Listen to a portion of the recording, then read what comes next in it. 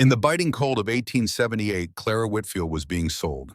She stood on a makeshift stage in the muddy main street of Blackwood Ridge, a town that felt more like a prison walled in by mountains.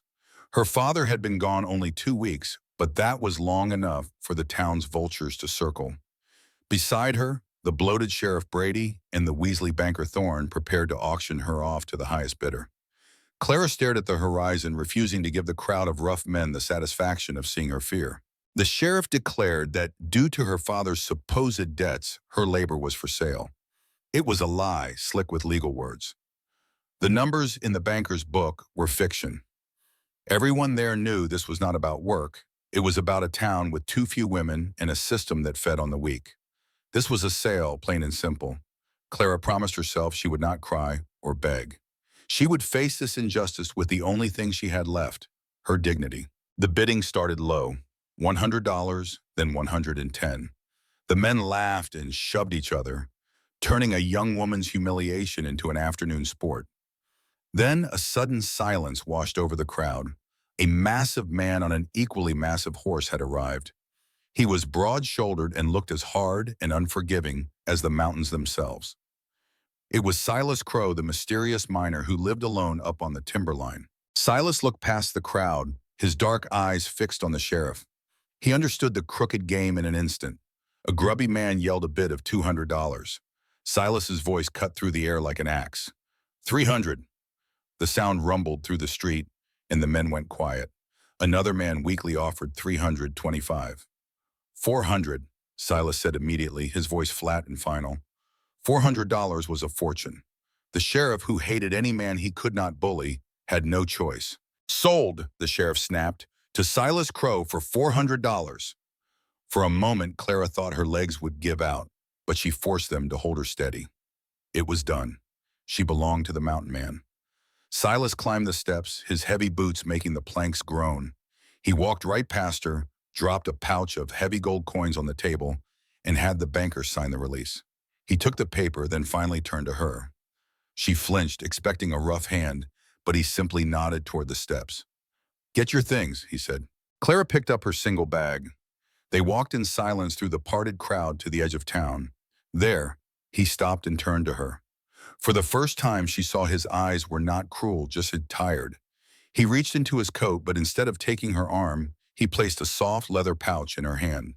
On top of it, he laid the signed paper from the banker. The pouch was heavy with coins. "What is this?" she whispered. "That is $500, Silas said, his voice low and plain. "And that paper says your debt is paid in full. You are free, Bana. You can go to Denver or back east, but nobody owns you." Clara stared at the money, the very freedom she had prayed for. But with the next stagecoach days away, she realized she was finally free, yet had absolutely nowhere to go. Every wolf in that town, from the sheriff on down, was still watching her. If she stayed, that money would be gone before sunrise, and she might be too. But this man, Silas, had paid a fortune for her just to say she was free. "Why?" she whispered. "Because no one's for sale," he said, like it was the simplest thing in the world. He told her he was riding home, a hard day and a half from there. It was tough country, but it was safe. She could come with him for food and safety, or she could go her own way. Clara felt the weight of the gold. She looked back and saw the sheriff on the porch, his eyes full of malice.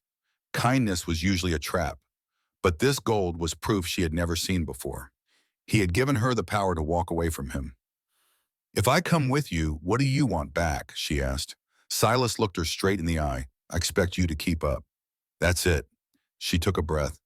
The mountains were terrifying, but the town was poison. "I will come with you," she said. Silas just nodded, then helped her onto the horse. He swung up behind her, but kept a respectful distance between them as they rode out of Blackwood Ridge.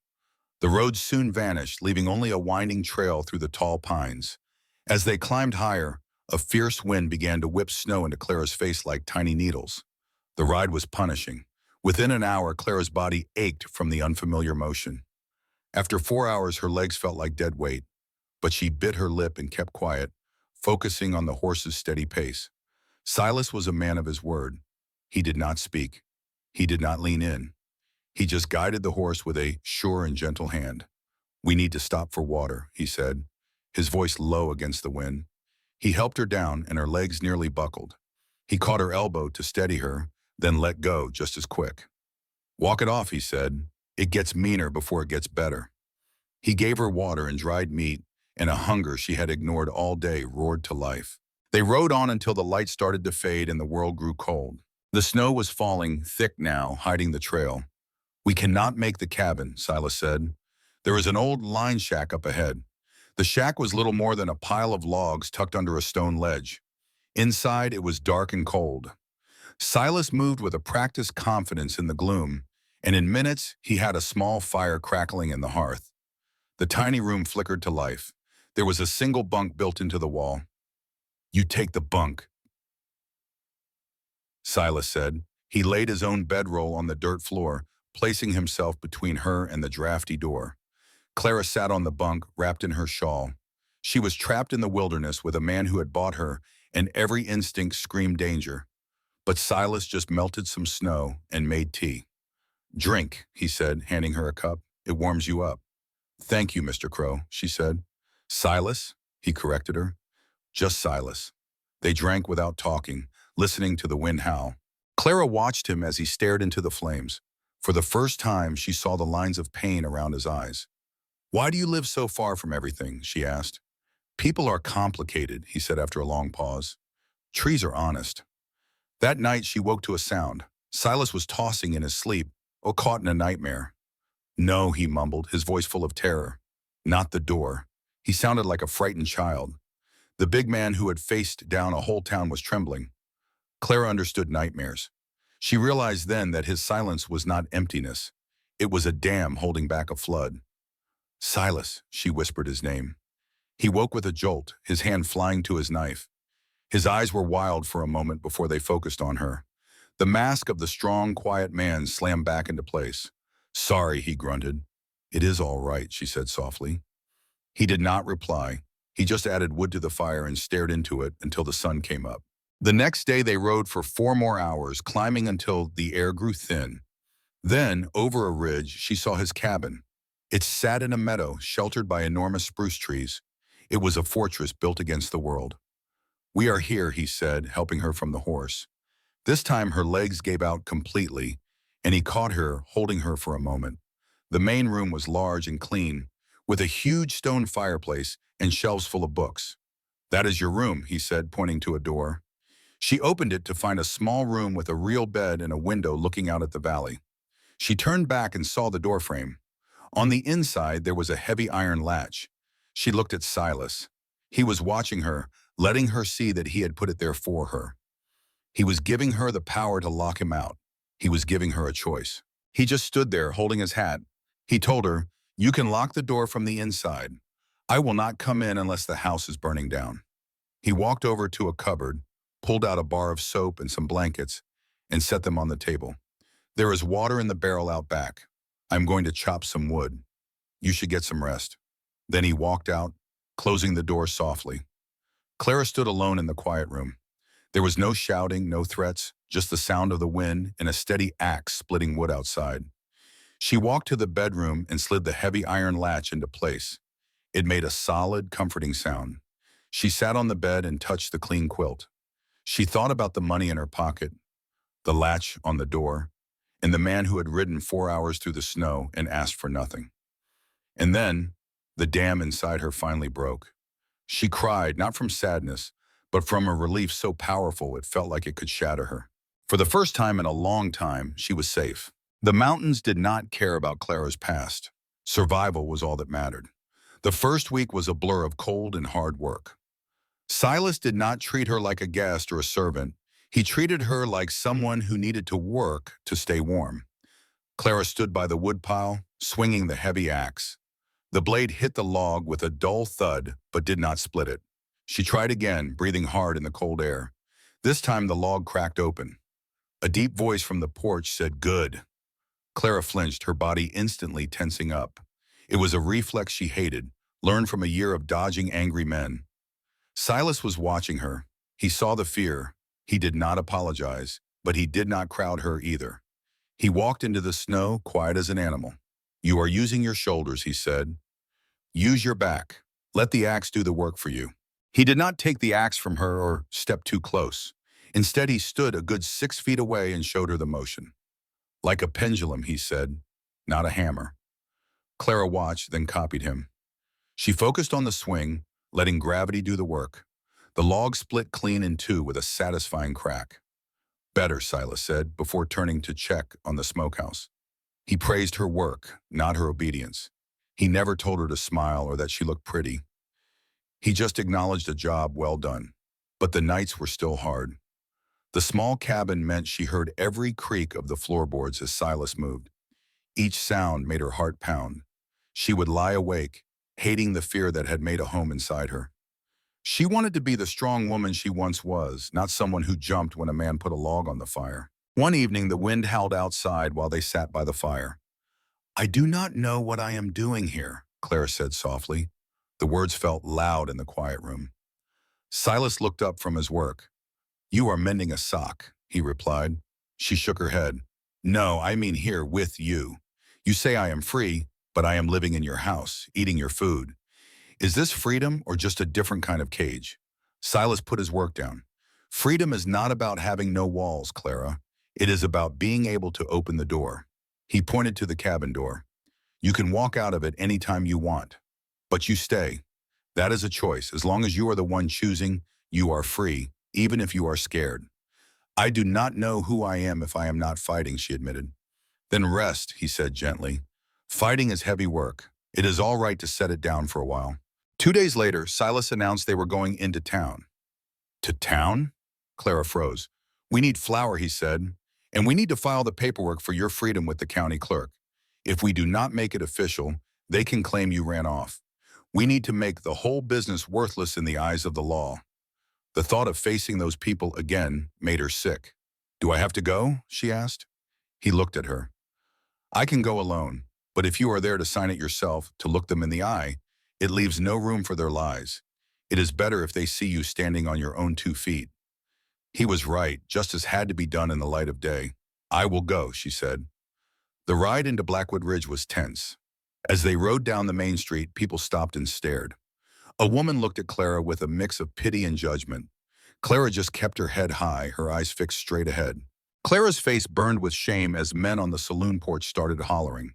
Laughter followed as they rode past. She saw a man who had bid $20 for her. Silas never turned his head, but his knuckles went white on the reins. He was a powerful man, choosing to endure their insults for her sake. He was protecting her from a street fight. At the clerk's office, he just said, "Stay close." Inside, the room was small and smelled of old paper. The clerk, a nervous little man, looked up.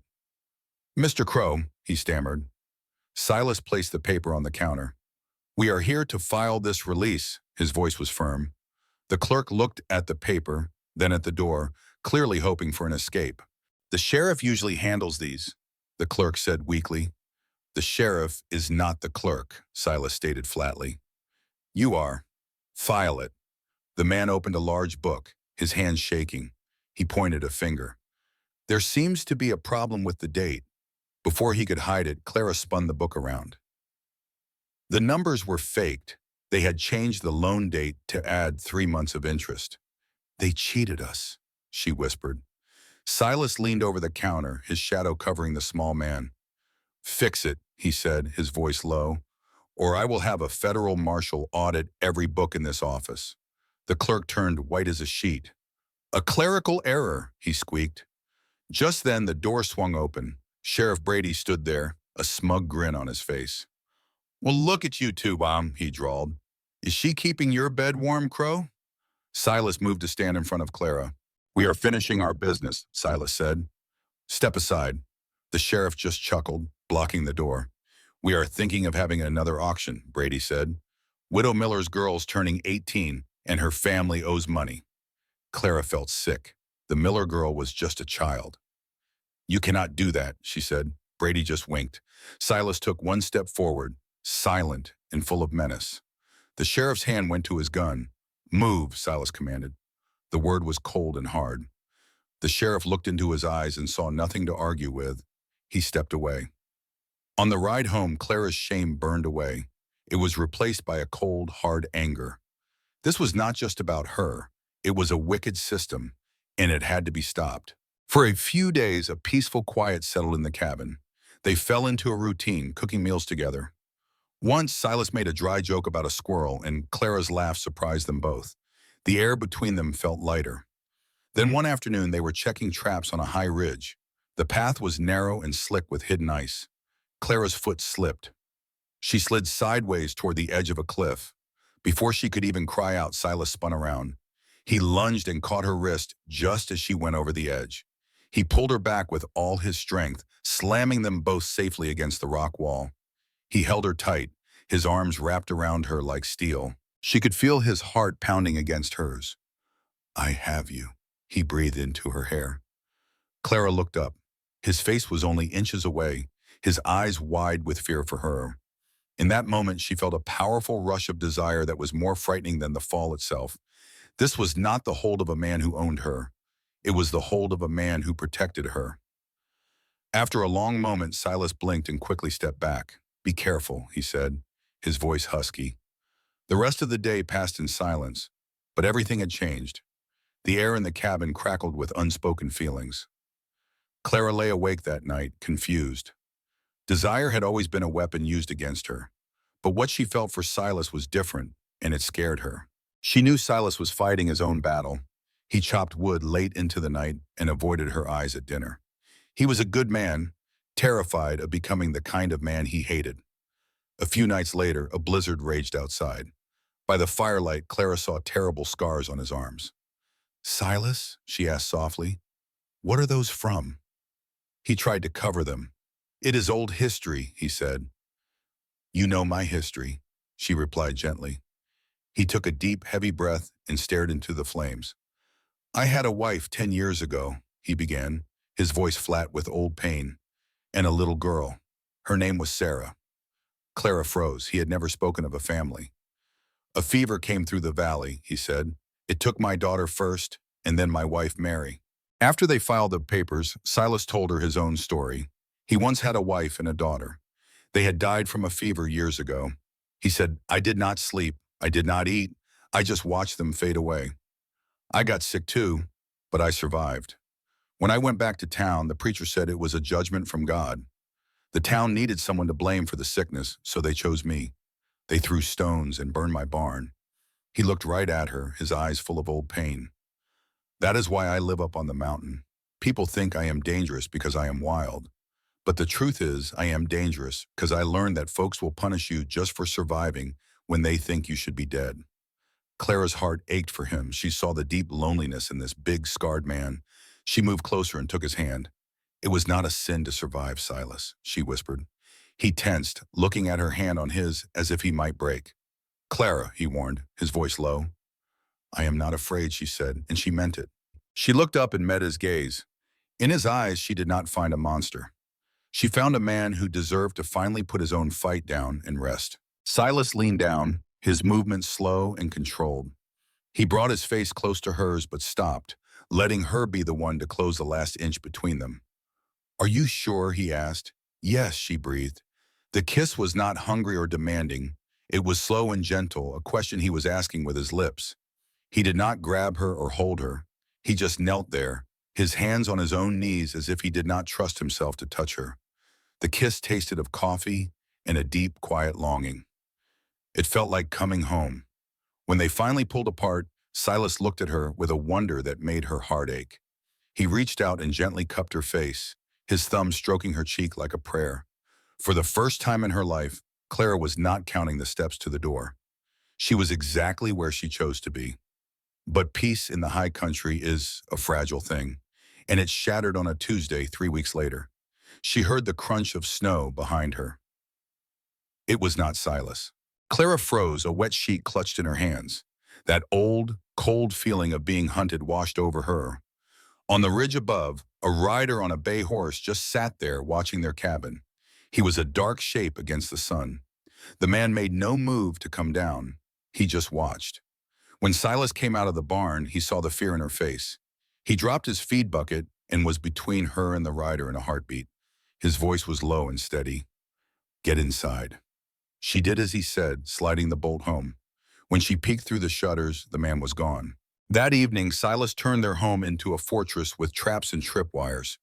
Clara watched, feeling her anger build. Later, he called her over to the table and laid down a heavy Colt revolver and a Winchester rifle. The lamplight glinted off the oiled metal. "I do not care for guns," she said. His voice was gentle but firm. "Liking it has got nothing to do with it. You need to know how to use one. You cannot be helpless." The next morning, he taught her to shoot. He stood her in front of a dead stump. "Hold it with both hands," he warned, "and keep your eyes open. You have to see what you aim to hit." She took the gun. It was cold and heavy. Her arms trembled. "Breathe out, then squeeze it easy," Silas said from behind her. The shot was a deafening crack, and the recoil slammed her shoulders. She missed by 5 feet. "Again," he said. An hour later, her hands ached, but a bullet finally hit the stump, sending wood splinters flying. A new kind of strength filled her. She could fight back. That night, she opened her father's old ledger.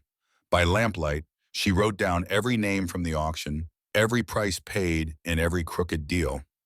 "What are you writing?" Silas asked. "Ammunition," she replied without looking up. "They use paper to put me in chains. I will use it to see them swing." A slow smile spread across Silas's face. 2 days later, they were low on supplies. With Blackwood Ridge being too dangerous, they rode to a smaller town called Cradle Rock. News had clearly traveled ahead of them.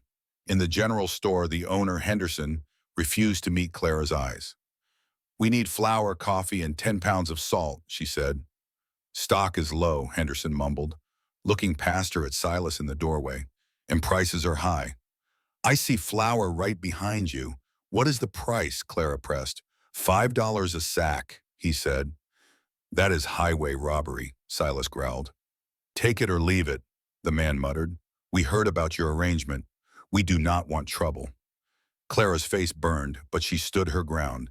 She reached into her purse and slammed a gold coin on the counter. The sound cracked through the quiet store. "That's your business, not mine," Clara said, her voice colder than a January morning. "You will sell me the supplies, and you will give me a receipt, unless you want folks knowing Henderson is a thief." He flinched and started weighing the goods. Outside, the town preacher met them. "The road of sin is a hard one, child," he said. "Leave this man, and the church might find a place for a quiet, grateful woman." Clara finished tying the pack horse and turned to face him. "Reverend, gratitude is for gifts. I was not given. I was sold. And being quiet is what got me on that block in the first place." The preacher had expected tears, not steel. He turned and walked away. Silas watched her, his eyes glinting. "You got grit," he said, and that was all. As they rode home, the sky turned the color of a bruise, and the wind began to howl. A blizzard was coming. "Why are they doing this?" Clara shouted over the wind.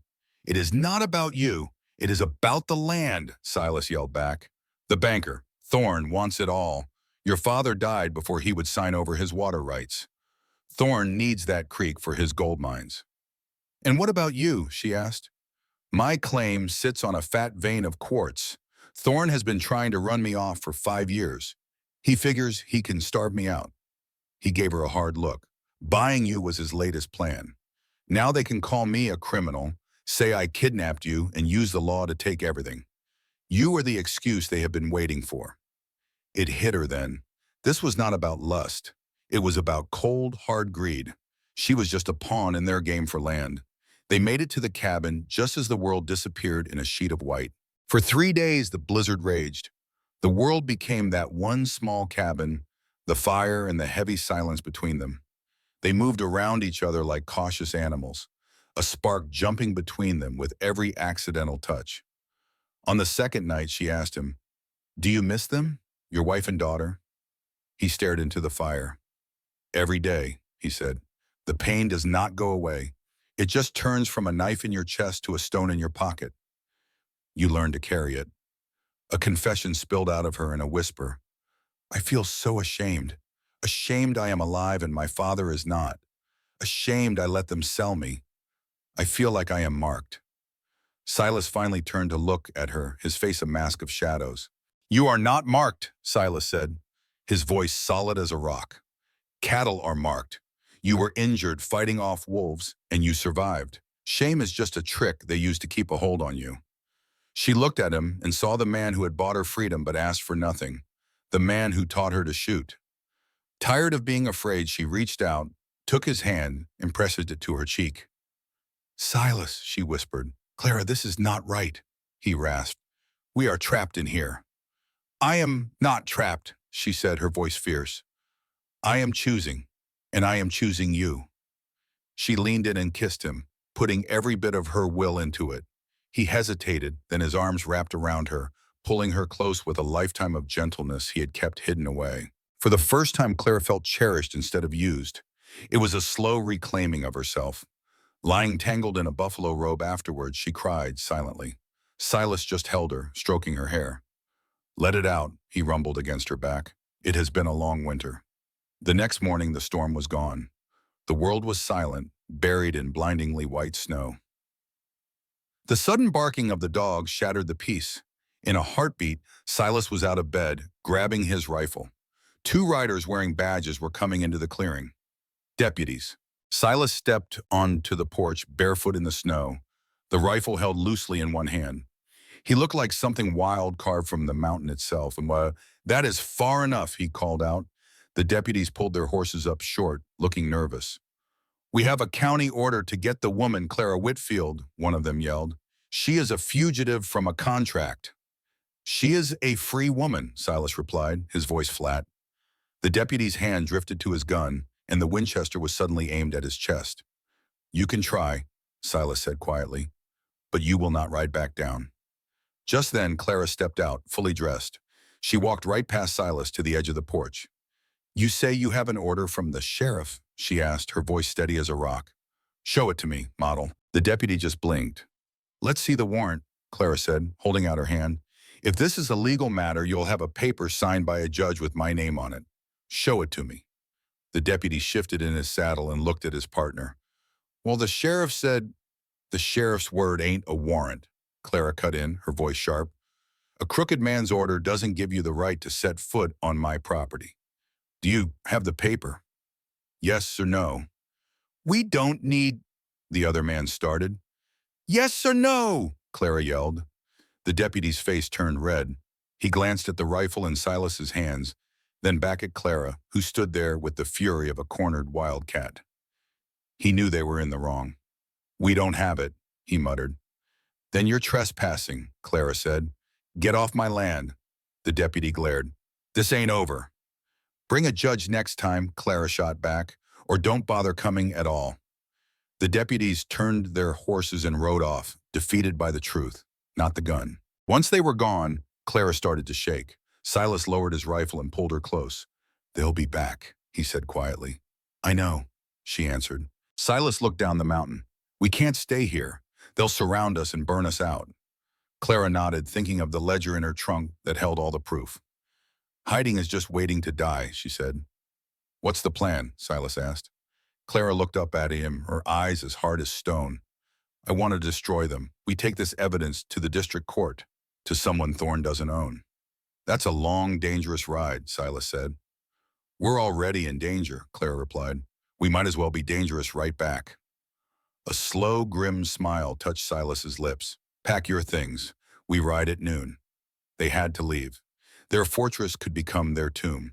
They aimed for Silver Creek, a mining town, a hard 3-day ride north. It was the county seat, and word was a federal marshal was there. They started before dawn, packing light and fast. Clara wore a pair of Silas's trousers under her skirt for warmth, and the pistol he'd taught her to use felt heavy on her hip. "We ride hard," Silas said. "No fires until nightfall." The wilderness did not care about their problems. The trail was buried in deep snow and the wind cut right through them. By afternoon, they reached the Snake River. It was a churning, black monster of icy water. "You have to cross," Silas yelled over the roar. He went first. The water rose to his stirrups, and his horse stumbled on the slick rocks. For one terrifying moment, Clara thought they'd be swept away. But Silas held the animal steady, guiding it to the far bank. He turned and waited for her. He didn't shout or wave. He just waited. Clara urged her horse into the freezing current. The shock of the cold was like 1,000 needles, but she kept her eye on Silas. Her mare fought the water, and just when she thought they wouldn't make it, the horse found its footing and scrambled onto the bank, shivering and soaked. After a fight with a river that nearly took them, survival was all that mattered.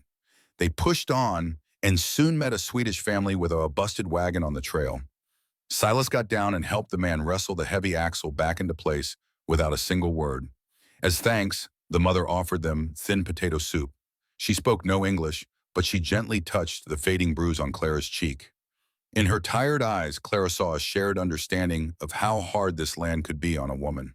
Farther down the trail, they passed a small homestead where an older black man named Moses was chopping wood.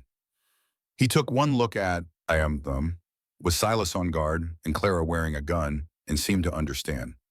"Y'all running from something or to do something?" he asked. Silas just replied, "Both." Moses warned them that the law in Silver Creek was crooked and changed depending on who you were. His final advice stuck with Clara.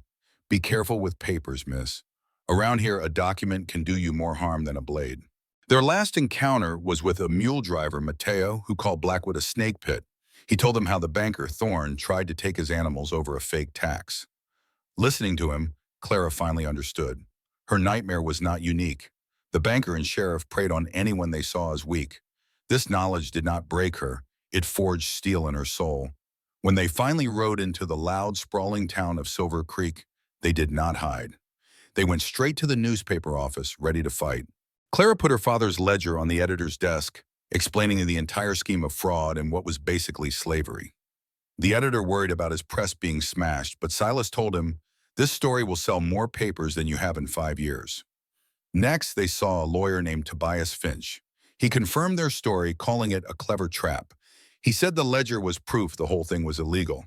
When Silas offered to pay the fee, Clara stopped him.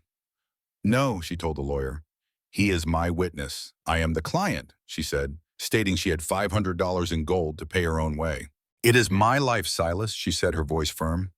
"You bought my freedom, but you cannot buy my voice. I have to do this myself."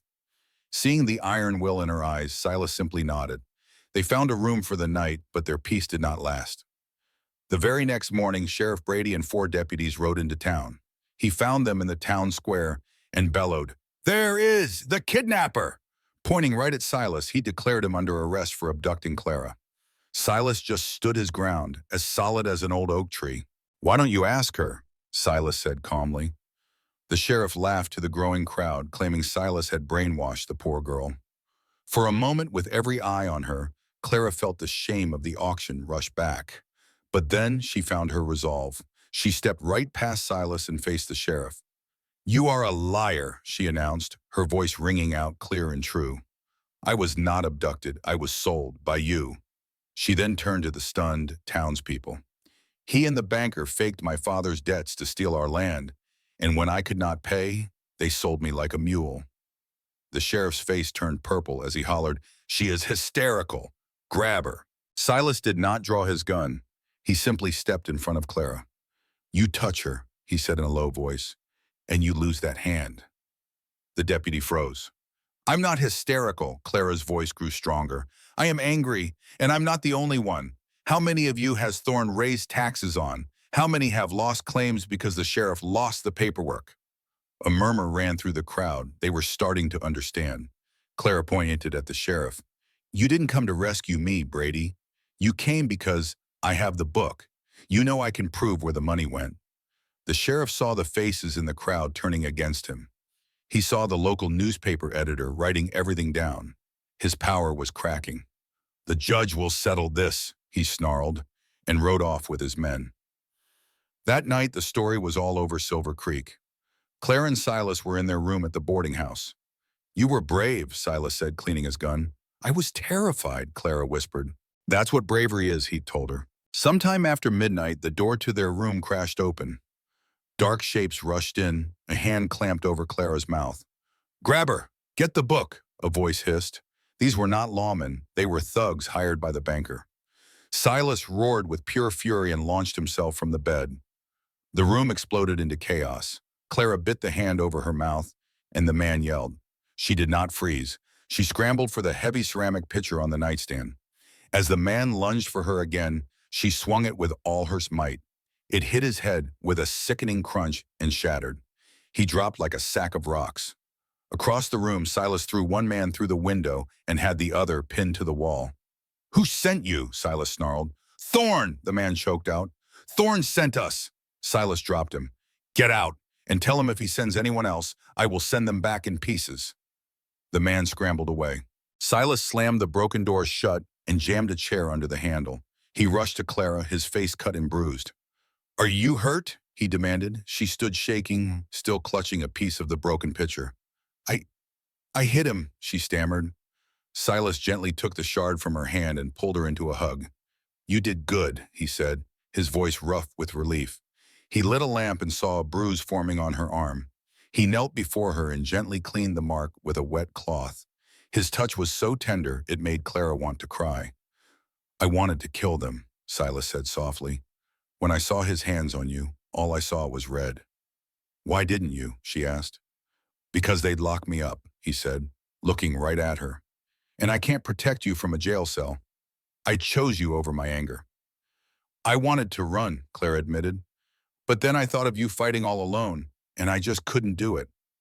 The violence in him was terrifying, but it was controlled by his love for her. They stood together in the wrecked room, the window shattered and danger breathing down their necks. In that moment, their bond became unbreakable. Federal Marshal Davies arrived the next morning, a tall man with a reputation for being straight as an arrow. He looked at the busted door, then at Clara. He had read the article and heard about the trouble. Silas called it attempted murder. Davies corrected him, attempted kidnapping, which puts it in my hands. He promised to read Clara's ledger and have a talk with Sheriff Brady. "Are we safe?" Clara asked. Davies sighed, looking out at the street. "It means I'm opening an investigation. But men like Thorne don't give up power easily. A cornered animal bites the hardest." He turned back to them. "Y'all stay in town. The law is slow, but bullets are fast." Clara took Silas's hand, feeling the strength in his grip. "We are not going anywhere," she said. After the marshal left, Silas's face was grim. "We are in a war now," he said. Clara gently touched a cut on his face. "We have been in a war since the day I was born. But now," she said softly, "we have a weapon." When he asked what it was, she replied, "The truth and each other." Their return to the valley felt like walking into enemy territory. Nailed to an old oak tree was a wanted poster. Silas tore it down and handed it to Clara. "Wanted for kidnapping. Silas Crow, dead or alive." It was signed by Sheriff Brady. "He has made you an outlaw," she said, her voice tight. Silas crumpled the paper in his fist. "He has made me a target. There is a difference." "An outlaw breaks the law," Silas said. "A target is just something a coward shoots at because he is afraid." Back in the town of Silver Creek, the poison had spread. At the general store, the shopkeeper, who had been friendly just days before, refused to serve them. "I cannot help you, Mr. Crow," he said, avoiding their eyes. "Sheriff Brady sent word. Said anyone helping a fugitive is in trouble. I have a family." Silas simply turned to leave, but Clara held her ground. She stared at the man until he met her gaze. "The law?" she asked quietly. "Or the sheriff? Because they are not the same thing.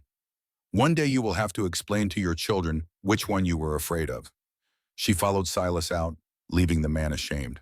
The town's judgment felt like a heavy blanket, suffocating them with stares. The women were the worst, pulling their skirts away as if courage were a disease. But then a washerwoman scrubbing clothes looked up, checked if anyone was watching, and gave Clara a quick, sharp nod. It was a silent message. "I see you. Keep going." Clara knew then that being brave is a lonely business at first. That night, they sat in their dark room. "We need more than the ledger," Silas said. "We need a witness." He knew just the person to ask. There was a deputy, Miller. Brady fired him 6 months ago for being a decent man. He lives up near the coal seam. "And I need to talk to Mrs. Gable again," Clara added. "She mentioned a young woman named Laura who works at the hotel. I think she was sold too." They had a plan. Silas would risk the open road to find Miller, and Clara would go find that terrified girl. Hands to get the story. Ara was not sold at an auction. Her brother had traded her in a back room to settle a gambling debt with the banker. I cannot talk, Otto whispered, her face wet with tears. They will put my brother in the dark cell. Clara held her hands firmly. If you stay silent, they will keep doing this to others. Ara's fear slowly turned into a sharp, brittle anger. I will speak, she said. 2 days later, Silas returned with Miller, the former deputy. He was a broken man who smelled of cheap whiskey, but he carried a notebook. Inside were the dates of every bribe Banker Thorne paid the sheriff for enforcing fake debts. We have them, Silas said, but Thorne fought back with ink, not bullets. When Silas went to get their money, the clerk just shook his head. Your assets are frozen, Mr. Crow. Your gold is locked up tight. They were being starved out. Then a late spring blizzard hit the valley like a hammer, trapping them all. The food at the boarding house dwindled to almost nothing. Mrs. Gable served them thin broth and old bread. Silas tried to give Clara his share. No, she said, pushing the bowl back. We share the hunger. If we starve together. But we will not starve. We will win. The morning of the trial, the world was silent and covered in snow. The town hall was packed with miners, trappers, and their families. They all came to watch. Judge Holloway, a man with a face like a canyon wall, sat at a high oak desk. He was known to be a hard man, but an honest one. Banker Thorne looked bored in his fine silk suit. Sheriff Brady stood by the door, glaring at everyone. Their lawyer, Tobias Finch, looked small beside the fancy attorney Thorne had hired from Denver. Call your first witness, the judge boomed. Clara Whitfield, Finch said. Clara stood up in her simple blue dress. As she walked to the stand, she could feel every eye in the room on her. She saw the sheriff smirk. She saw Silas in the front row, his hands clenched, trying to stay calm. She put her hand on the Bible and swore the oath. Finch asked, Tell us about November 12th. Clara spoke. She did not shout. She did not. Clara spoke in a steady voice, laying out the ugly facts for the whole courtroom. She remembered the biting wind and the sheriff's cold words as men bit on her like livestock. She looked the judge square in the eye. That was not a contract, she said. It was a sale. She explained they threatened to toss her in a debtor's prison and dig up her father's grave if she refused. The lawyer for the bank, a man with a slick smile, stood up. Miss Whitfield, he began, you say you were forced, yet you rode off alone with Mr. Crow, a man you barely knew. He let that hang in the air. Is it not true that you are his mistress? And this whole story is a sham to get money for your lover?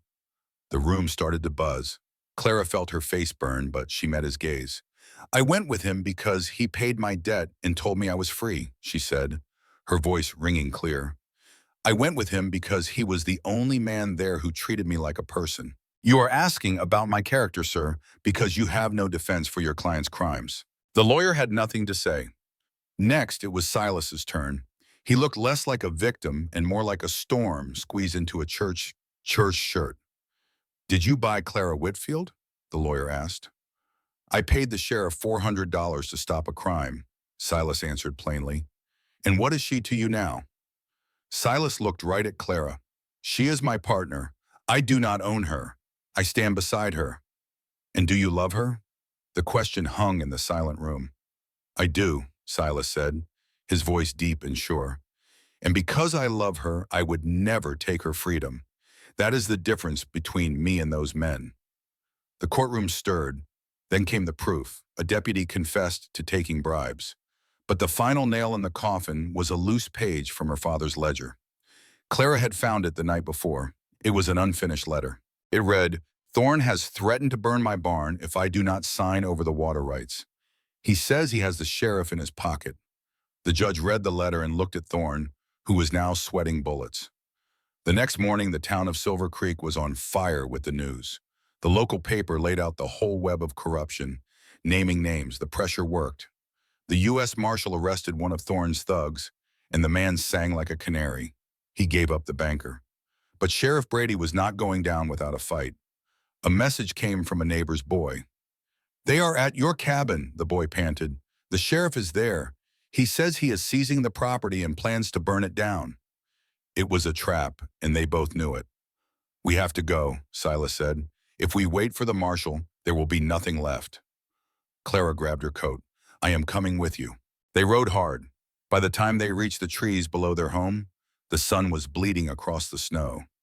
Smoke curled from a pile of brush stacked against the porch. "I will circle around," Silas whispered.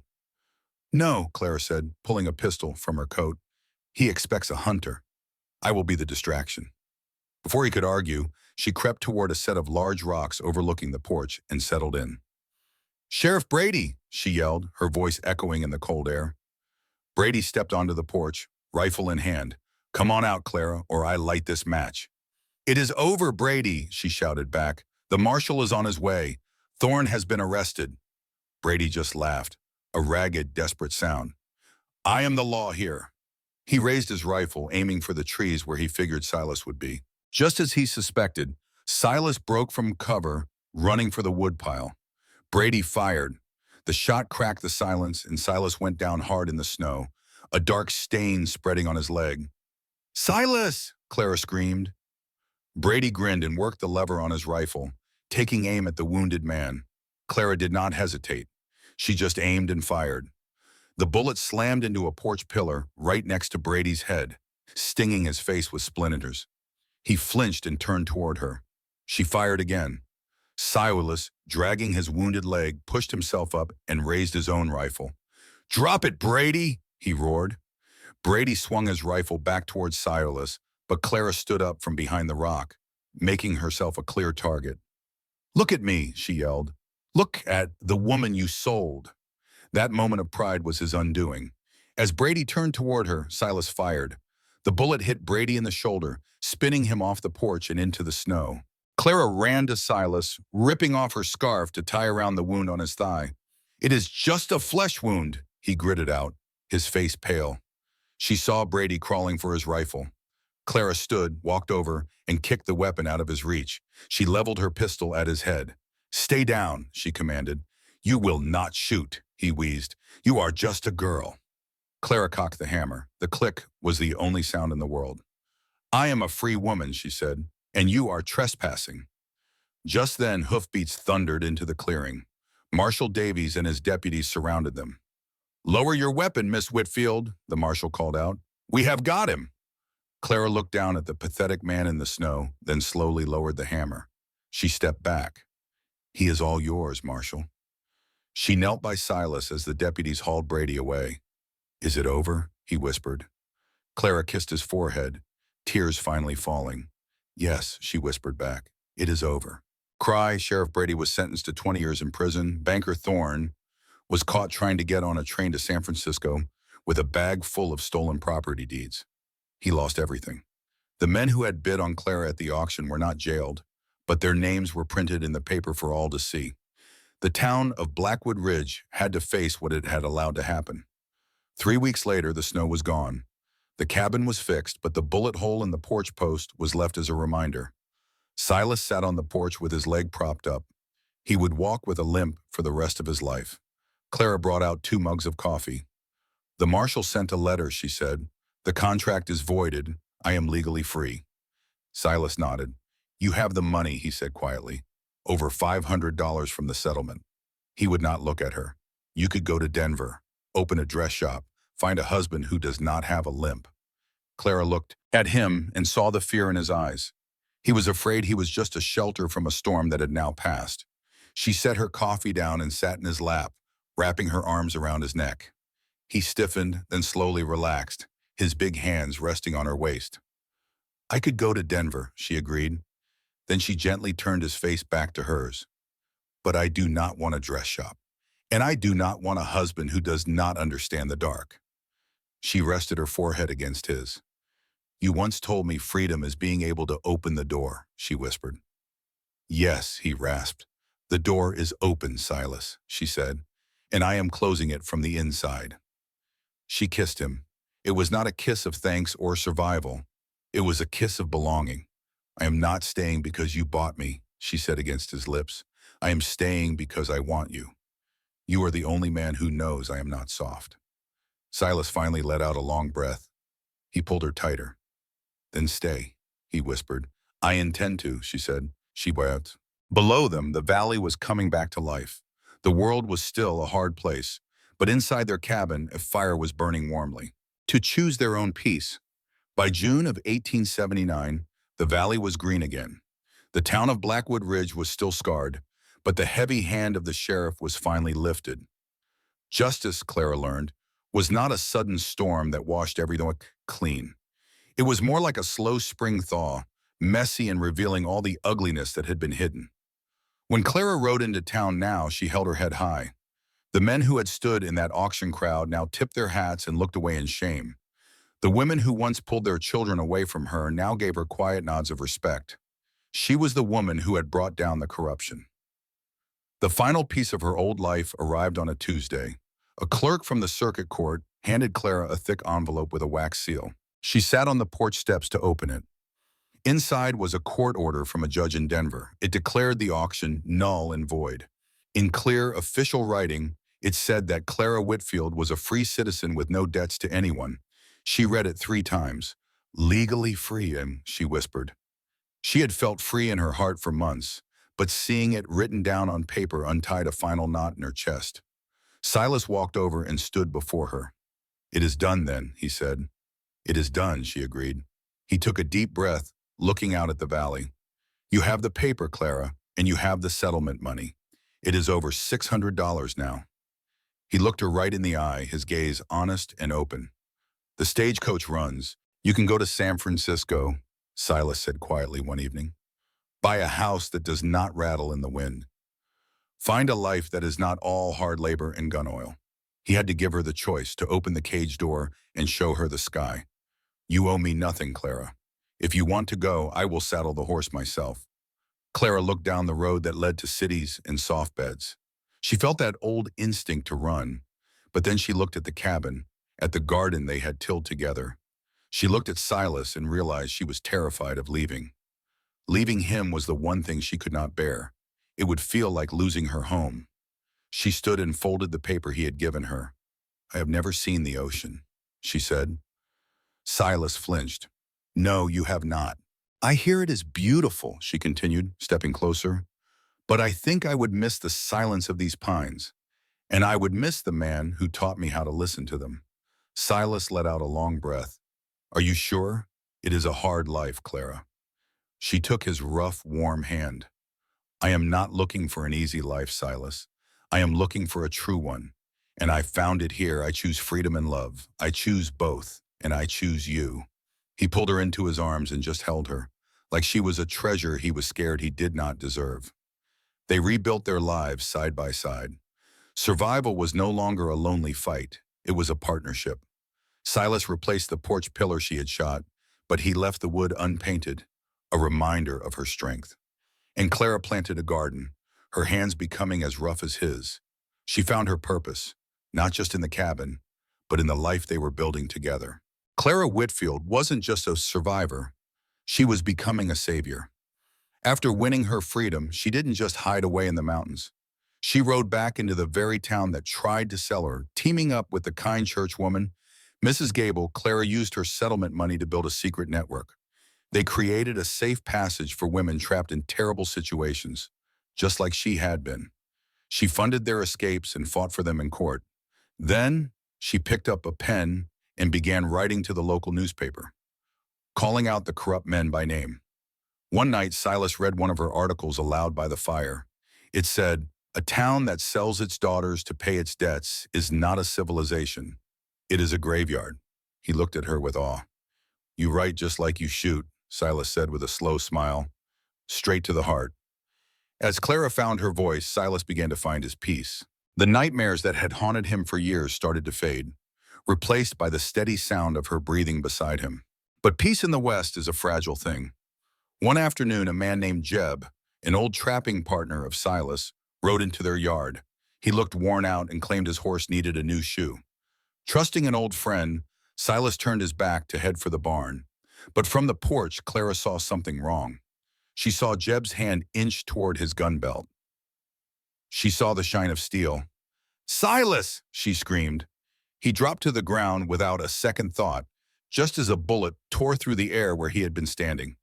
Clara did not freeze. She grabbed the Winchester rifle that was always ready and aimed it. "Drop it, Jeb," she commanded. Jeb tried to aim again at Silas, who was scrambling for cover. Clara fired a single shot into the dirt right in front of Jeb's horse. The animal panicked and threw Jeb hard to the ground. Before Jeb could even catch his breath, Silas was on him, a knife pressed to his throat. "Whackwe," Silas growled. "$500, Jeb choked out, his face in the dust. "The mining company put a bounty on you." The words hit Silas harder than any bullet. A man he'd shared a fire with, ready to kill him for a handful of silver. The betrayal cut deep. With cold eyes, Silas stood up and put his knife away. "Get on your horse," he ordered, "and ride. If I ever see your face in this valley again, I will put you in the ground." Jeb scrambled onto his horse and galloped away. Clara came and stood beside Silas, the rifle still in her hands. "It never really ends, does it?" she asked quietly. "No," Silas said, watching the dust settle. "But now we're ready for them." From that day on, they lived not with fear, but with caution. They built a life based on being prepared, together. As the seasons changed and the first snow threatened, Silas asked Clara to walk with him to a high ridge overlooking their valley.